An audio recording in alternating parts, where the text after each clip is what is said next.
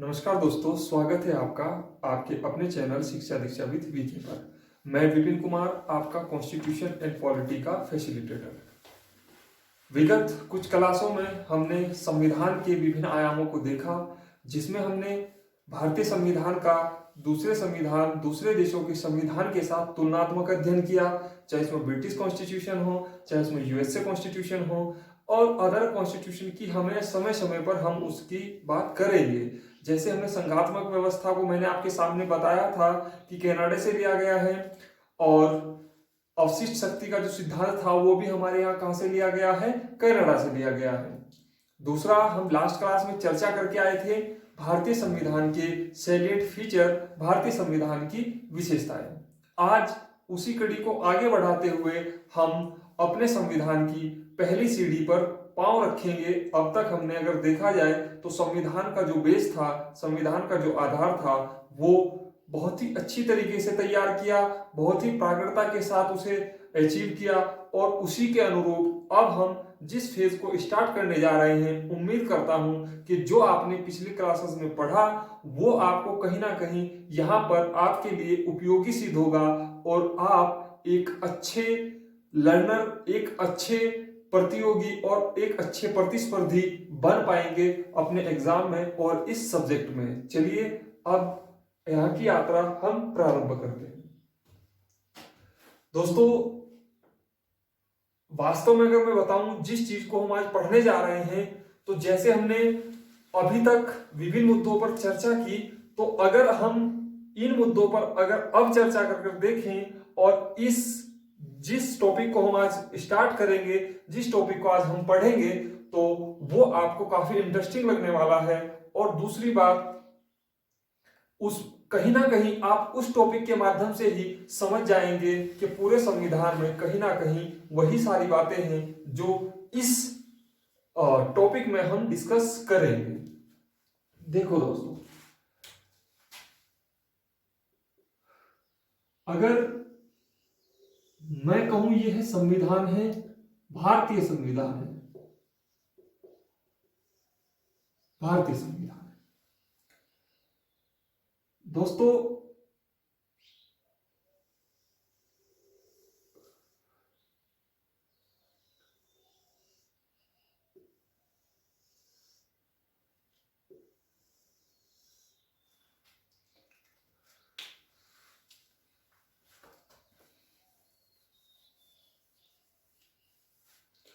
आपको ऐसे समझना है, ये भारतीय संविधान है पूरा, और मैं एक सर्कल इधर खींच देता हूं और एक सर्कल में यहां बना देता हूं।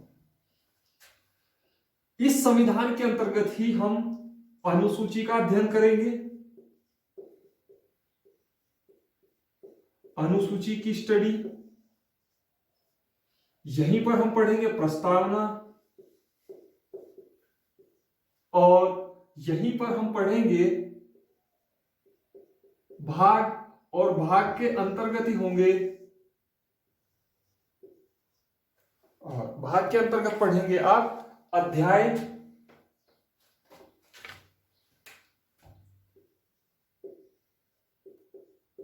और अध्याय के अंतर्गत ही आप पढ़ेंगे अनुच्छेद, और इसी के अंतर्गत पढ़ेंगे आप अनुच्छेद के ही सब क्लॉज या अनुच्छेद के उपखंड। ये आप इस तरीके से अपनी स्टडी को, अपने अध्ययन को आप आगे बढ़ते हुए चलेंगे। प्रस्तावना, अब आपको यह लग रहा होगा कि मैंने एक प्रस्तावना यहां पर लिखा और एक प्रस्तावना मैंने यहां पर लिखा। वास्तव में अगर मैं आपको बताऊं दोस्तों, तो प्रस्तावना को हम अलग से भी पढ़ते हैं और प्रस्तावना को हम संविधान के अंतर्गत भी पढ़ते हैं। क्यों हम मैंने इसे अलग लिखा, क्यों हम इसे संविधान के अंतर्गत पढ़ेंगे, तो इस बात की भी चर्चा हम आगे करेंगे। और आप देखेंगे कि कैसे प्रस्तावना, जब हमारा संविधान लागू हुआ, तो संविधान लागू होते समय प्रस्तावना हमारे संविधान का मूल भाग नहीं थी, लेकिन समय बदला, परिस्थिति बदली, और उन्हीं परिस्थितियों के अनुरूप जो हमारे संविधान का जो रक्षक कहा जाता है, सर्वोच्च न्यायपालिका को, उसने यह इंस्ट्रक्ट किया, यह निर्देशित किया कि प्रस्तावना भी किसका पार्ट है? संविधान का पार्ट है। उसी के अंतर्गत हम अनुसूची की स्टडी करेंगे। उसी के अंतर्गत हम भाग के अंदर चैप्टर, और चैप्टर के अंदर अनुच्छेद, और अनुच्छेद के अंदर सब क्लोज यानी अनुच्छेद के उपखंड। इस तरह से हम अपनी चर्चा को आगे बढ़ाते हुए अपनी यात्रा में हम आगे की ओर गति करेंगे। तो सबसे पहला जो टॉपिक होगा, आज हम प्रस्तावना का जिक्र करते हैं दोस्तों। प्रस्तावना, वास्तव में प्रस्तावना कहते किसे हैं, इसका हम जिक्र करेंगे। आप नोट डाउन करें इसे।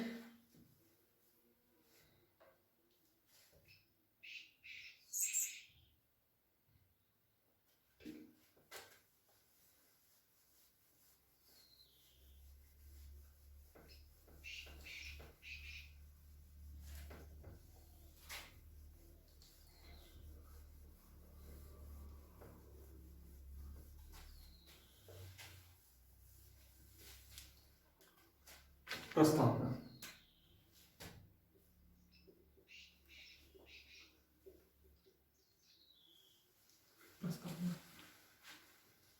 प्रस्तावना के बारे में दोस्तों कुछ मूलभूत बातें आपको जान लेना आवश्यक है स्टार्टिंग में, फिर मैं इसके बारे में आगे बात करूंगा और आगे बताऊंगा। प्रस्तावना हो या फिर उद्देशिका हो, उद्देशिका हो या फिर प्रियम्बल हो, बात एक ही है। आपको कभी भी कंफ्यूज नहीं होना है कि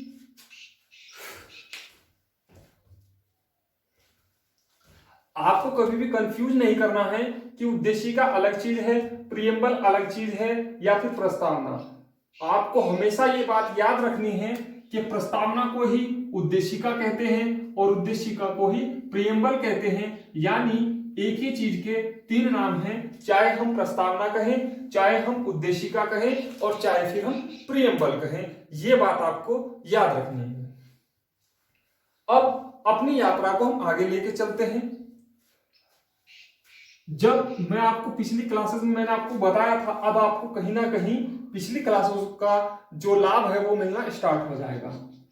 आप देखेंगे मैंने बताया था कि अब डिटेल में चर्चा मैं नहीं करूंगा क्योंकि वहां पर मैं विस्तृत चर्चा आके कर चुका हूं।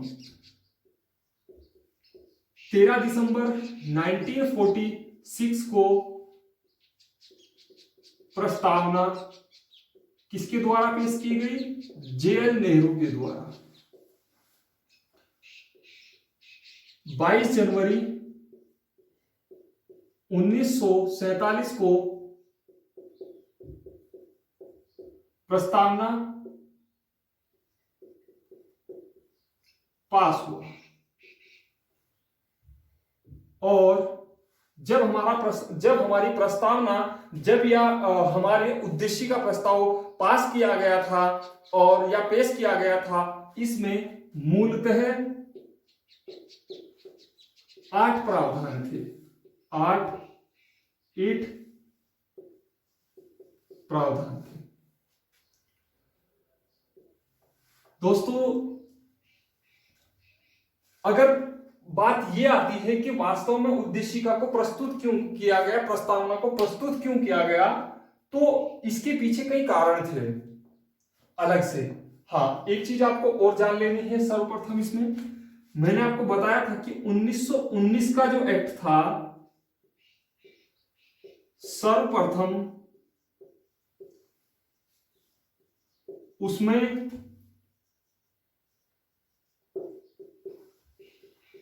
उद्देशिका का प्रस्ताव रखा गया।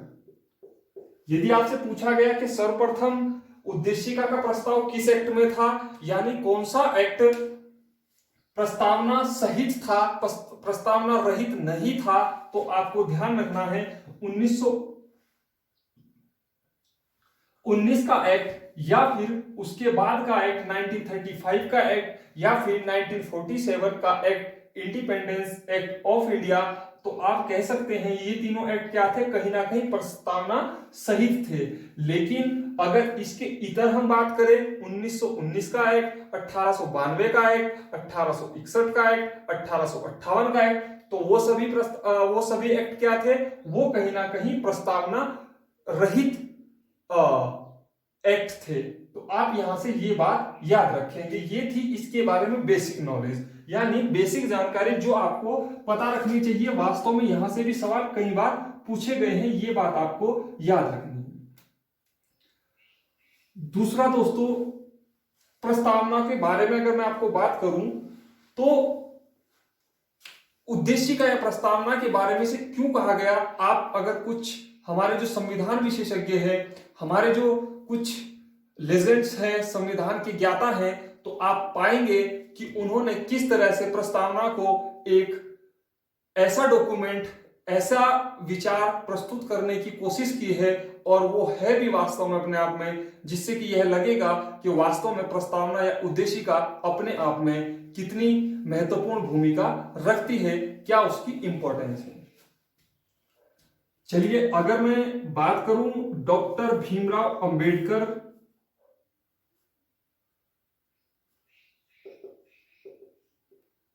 डॉक्टर भीमराव अंबेडकर ये कहते हैं its contents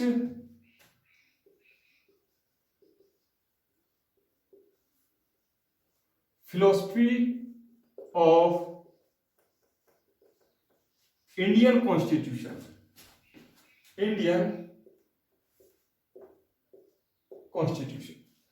doctor Bhimrao Ambedkar ji कहते हैं कि संविधान प्रस्तावना अपने आप में कहीं ना कहीं भारतीय संविधान की जो फिलॉसफी है, अगर आप प्रस्तावना को पढ़ लेंगे तो आपके अंदर ये बात कहीं ना कहीं अच्छे से समावेश कर जाएगी कि वास्तव में हमारे संविधान में किन बातों का जिक्र किया गया है, किन बातों की चर्चा की गई है। वहां से आप इस बात को अच्छे से समझ सकता है। इसीलिए डॉक्टर भीमराव अंबेडकर ने वन लाइन में कहा it's contains the philosophy of Indian constitution, और इसी एक लाइन से आप समझ सकते हैं कि उद्देशिका की क्या भूमिका रही होगी और क्या भूमिका है, और किस तरीके से सुप्रीम कोर्ट ने समय समय पर उद्देशिका के बारे में, प्रस्तावना के बारे में अपनी गाइडलाइन भी जारी की है। देखो, दूसरे हमारे जो संविधान ज्ञाता हैं एन.ए. पालकीवाला,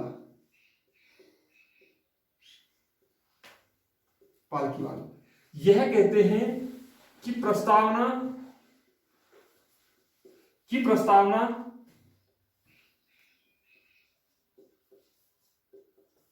संविधान का परिचय पत्र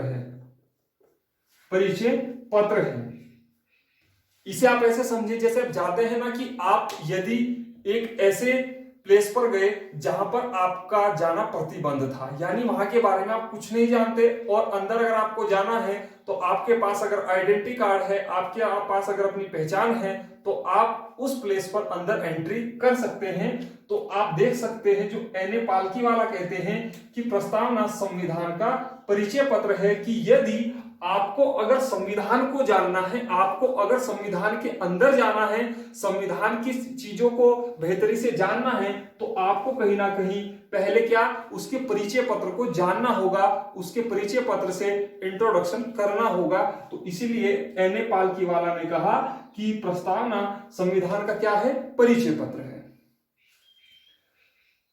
इसे आप नोट डाउन करें, फिर हम आगे चलते हैं।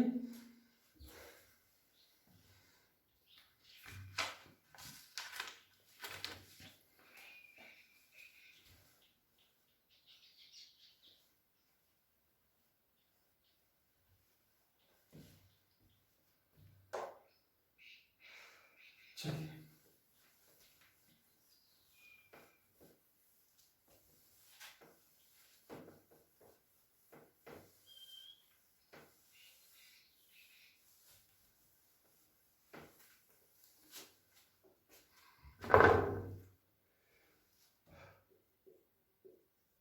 अर्नेस्ट बार्कर यह कहते हैं कि उद्देशिका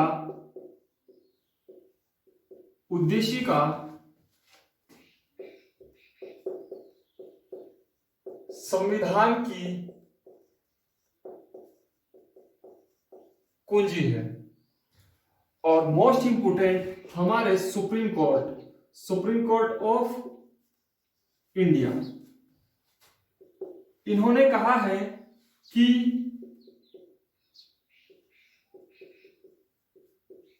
प्रस्तावना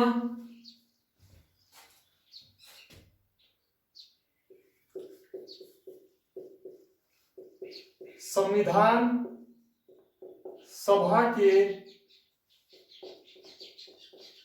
लोगों के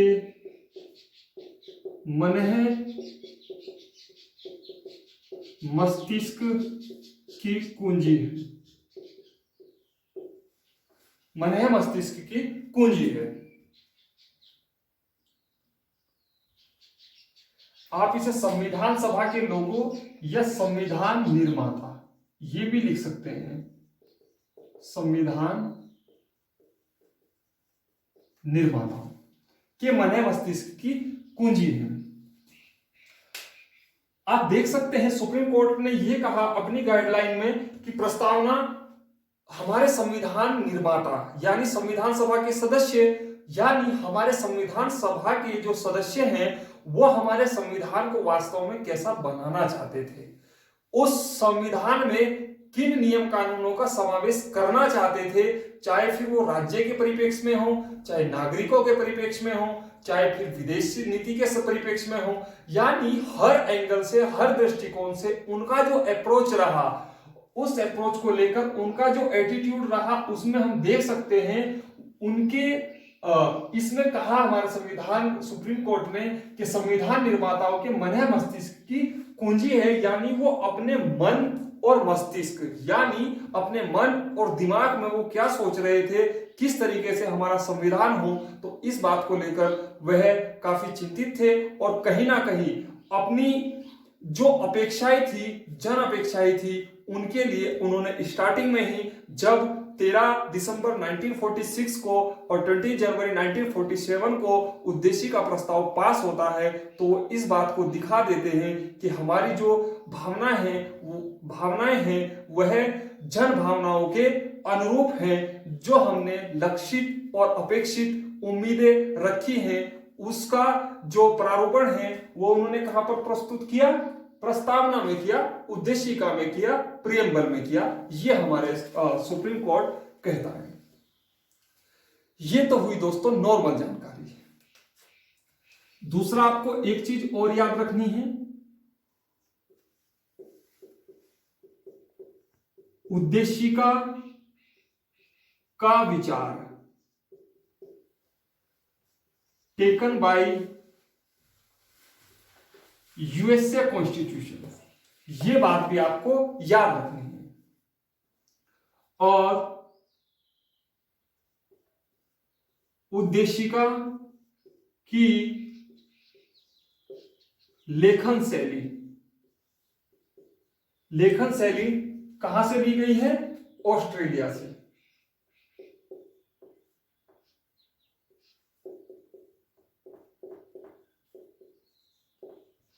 ऑस्ट्रेलिया से ली गई है, यह बात आपको याद रखनी है।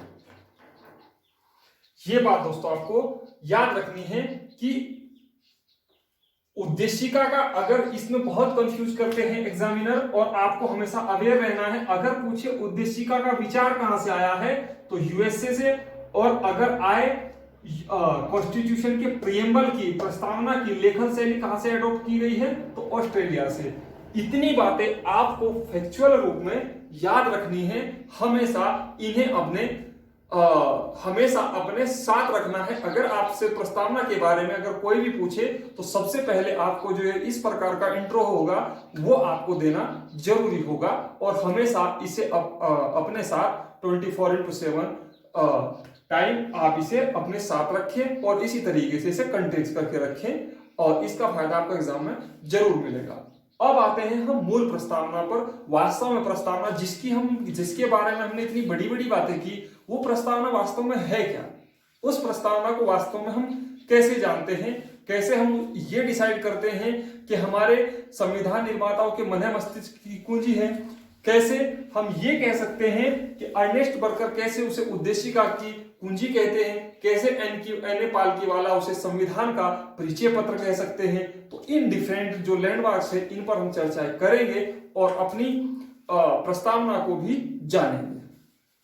आप इसे नोट डाउन करें, फिर हम आगे बढ़ते हैं।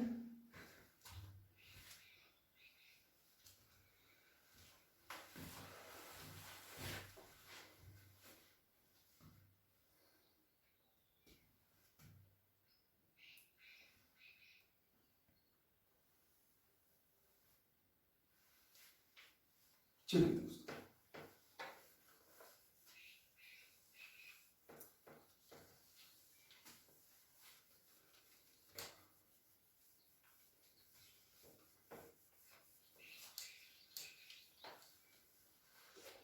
मैं थोड़ा छोटा लिखूंगा, आप इसे समझने की कोशिश करें।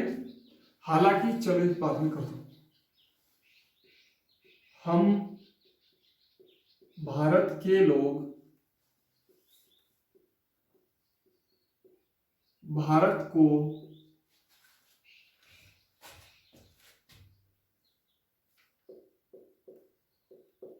संपूर्ण प्रभुत्व संपन्न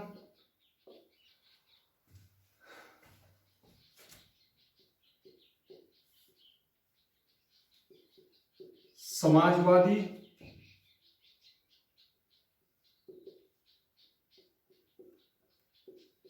पंथ निरपेक्ष, हम भारत के लोग भारत को संपूर्ण प्रभुत्व संपन्न समाजवादी पंथ निरपेक्ष व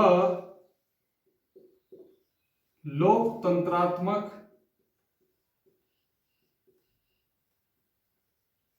गणराज्य बनाने के लिए व उसके समस्त नागरिकों को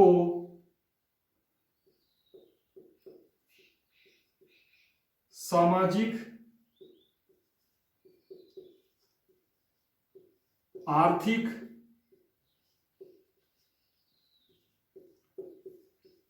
राजनीतिक न्याय, विचार, अभिव्यक्ति, विश्वास, धर्म व उपासना की स्वतंत्रता, अवसर व प्रतिष्ठा की समता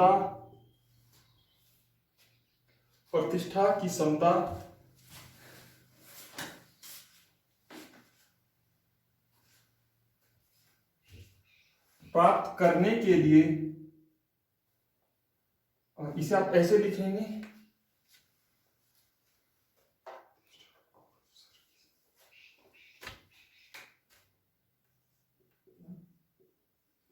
प्रतिष्ठा और अवसर की समता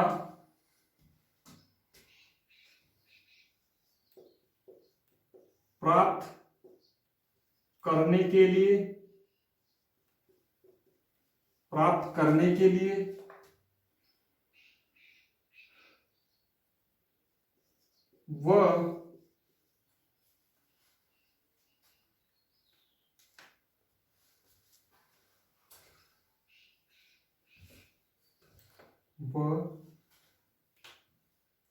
करने के लिए वह उन सब में व्यक्ति की गरिमा एवं राष्ट्र की एकता एवं अखंडता को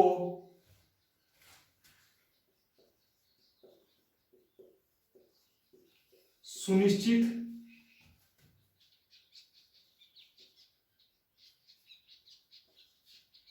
करने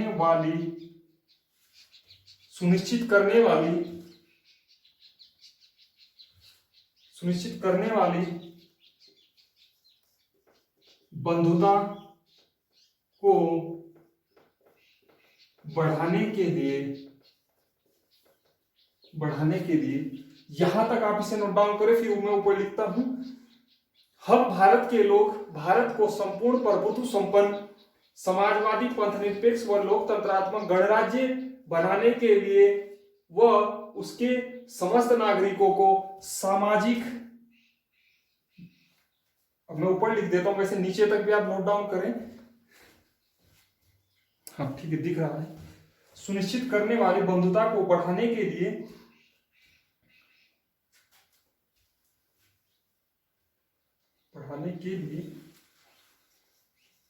दृढ़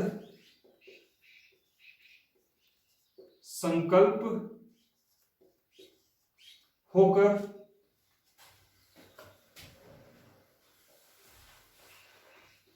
इस संविधान सभा में आज तारीख, इसमें रफ करता हूं ऊपर से, आज तारीख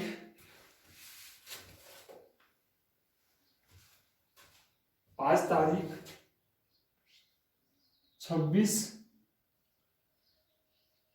नवंबर, इस संविधान सभा में आज तारीख 26 नवंबर 1949 को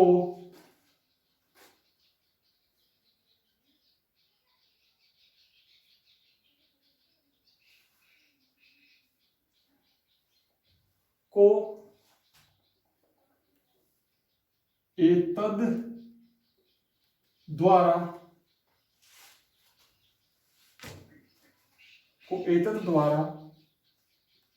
इस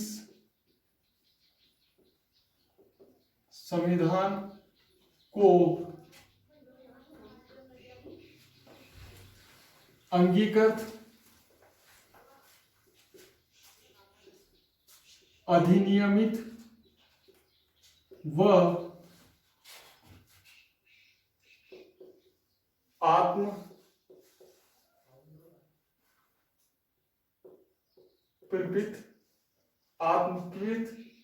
करते हैं। इस प्रकार से हमारी प्रियम्बल का जो स्ट्रक्चर है वो कुछ ऐसा है। ये बात आपको ध्यान रखनी है कि हम भारत के लोग भारत को, वास्तव में दोस्तों आपको बताऊं, इसे मेरा एक जगह लिखने का कारण यही था क्योंकि मैं इसी के अंतर्गत से आपको कई सारी चीजें समझाने का प्रयास करूंगा जहां से सवाल अभी तक बने हैं और भविष्य में सवाल बनने की संभावना काफी जोरों पर है। तो यहां से हम स्टार्ट करेंगे। हम भारत के लोग भारत को संपूर्ण प्रभुत्व संपन्न समाजवादी पंथनिरपेक्ष लोकतंत्रात्मक गणराज्य बनाने के लिए व उसके समस्त नागरिकों को सामाजिक आर्थिक न्याय, यहां ध्यान देना है। 3 प्रकार के न्याय, 5 प्रकार की स्वतंत्रता, 2 प्रकार की प्रतिष्ठा, समता। ये बात आपको ध्यान रखनी है कि कितने प्रकार की हमें न्याय की बात की गई है, सामाजिक, आर्थिक और राजनीतिक। यहां से सवाल कैसे बनते हैं आपसे पूछ सकता है कि 3 दे देगा और 4 ऑप्शन होते हैं हमेशा एग्जाम में, और पूछ लेगा कि निम्न में से हमारी प्रस्तावना, हमारी उद्देशिका किस न्याय की बात नहीं करती। तो आपको ध्यान रखना है कि सामाजिक, आर्थिक और राजनीतिक न्याय के अलावा हमारे संविधान की जो प्रस्तावना है वो किसी और न्यायी के बात नहीं करता। दूसरा सवाल क्या बनता है कि विचार, अभिव्यक्ति, विश्वास, धर्म व उपासना यानी कितने प्रकार की स्वतंत्रता की बात करती है? 5 प्रकार की स्वतंत्रता। ये बात भी आपको याद रखनी है। समता, कितने प्रकार की समता? प्रतिष्ठा, अवसर, तो ये भी कितने प्रकार के? 2 प्रकार के। और एक बार यूपीपीसीएस में सवाल पूछा गया था कि इन्हें ऑर्डर में लगाओ कि जो न्याय है और स्वतंत्रता है और समता है वो किस तरीके से, उनका ऑर्डर क्या होगा? तो ये बात भी आपको याद रखनी है। तो ऑर्डर होगा 3, 5, 2। ये बात आपको 3 क्या है? न्याय, 5 क्या है? स्वतंत्रता, और 2 क्या है? अवसर की समता। ये बात आपको हमेशा अपने साथ रखनी है। दूसरी बात दोस्तों, हमारे मूल संविधान में मैं जिन्हें स्टार कर रहा हूं, समाजवादी, पंथ निरपेक्ष और अखंडता, जब हमारी मूल प्रस्तावना पेश हुई तो यह 3 वर्ड नहीं थे दोस्तों। ये बात भी आपको याद रखनी है। 42वां संविधान संशोधन इंदिरा गांधी के द्वारा 3 वर्ड जोड़े गए हमेशा। इसकी मैं चर्चा आपको अलग से भी करूंगा। 3 चीजों का जिक्र किया गया। क्या जोड़ा गया? समाजवादी। दूसरा क्या जोड़ा गया? पंथ निरपेक्ष।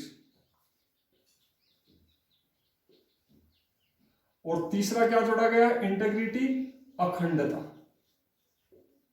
अखंडता, ये 3 शब्द आपको याद रखने हैं। प्रस्तावना में अभी तक सिर्फ 3 ही शब्द जोड़े गए हैं, समाजवादी, पंथ निरपेक्ष और आपकी अखंडता, जो 42वें संविधान संशोधन के द्वारा 1976 में जोड़े गए। आप इसे एक बार पढ़ें और मैं आपको एक सिंपल बताता हूं। यदि आपके पास कोई बुक है या फिर नेट पर सर्च करें और आप इस संविधान की प्रस्तावना जो है आप उसे लिखें, क्योंकि कल मैं अपनी क्लास यहीं से स्टार्ट करूंगा और आपको बताऊंगा कि सामाजिक कैसे हमारे संविधान में कहीं ना कहीं जो आइडियल्स मौजूद हैं, कहीं ना कहीं जो आधार मौजूद हैं, उनके बेसिस पर कैसे हम अपनी आकांक्षाओं की पूर्ति की बात करते हैं। क्योंकि यदि हम पहले आइडियल्स की बात नहीं करेंगे अपने संविधान की, तो उसमें हम देखेंगे कि कहीं ना कहीं आकांक्षाओं का जो सपना है उन्हें प्राप्त करने का जो लक्ष्य है हमारी सरकारों का, हमारे संविधान निर्माताओं ने जो उसमें संकल्पित किया था, जिसके प्रति उनकी प्रतिबद्धता थी, कहीं ना कहीं अगर हम आइडियल्स को छोड़ देते हैं तो हम आकांक्षाओं की प्राप्ति करने में कहीं ना कहीं सफल साबित नहीं होंगे।